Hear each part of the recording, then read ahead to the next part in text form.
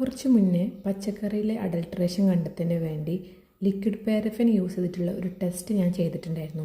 അന്ന് ലാബിൽ liquid paraffin ഇല്ലാത്തത് കൊണ്ട് പാരഫിൻ വാക്സ് എടുത്തിട്ടാണ് ഞാനിത് ചെയ്തത്. രണ്ടിൻ്റെയും പേരിലുള്ള സാദൃശ്യം കൊണ്ടാണ് ഞാൻ അങ്ങനെ ചെയ്തത്. പാരഫിൻ വാക്സ് എടുത്ത് മെൽറ്റ് ചെയ്തുകൊണ്ടാണ് ഞാൻ യൂസ് ചെയ്തത്. പക്ഷേ രണ്ടും രണ്ട് സാധനം എന്നുള്ളത് പിന്നീടാണ് എനിക്ക് മനസ്സിലായത്.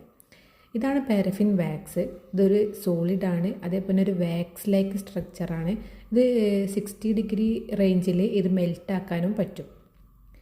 ഇനി പാരഫിൻ, ലിക്വിഡ് പാരഫിൻ, ഇത് ലിക്വിഡാണ്, അതുപോലെ തന്നെ ഒരു ഓയിലി ടെക്സ്ചറാണ് ഇതിനുള്ളത്.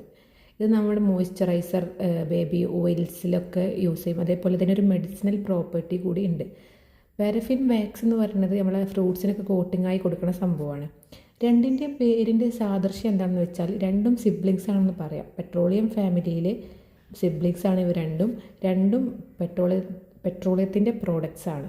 അതുകൊണ്ടാണ് ആ പേരിലുള്ള സാദൃശ്യം.